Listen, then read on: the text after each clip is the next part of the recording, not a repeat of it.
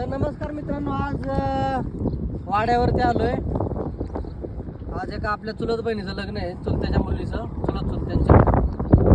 तर त्या लग्नासाठी आलो होतो. लग्न 4-5 वाजता आहे. तर नाना वगैरे गेल्यात, जरा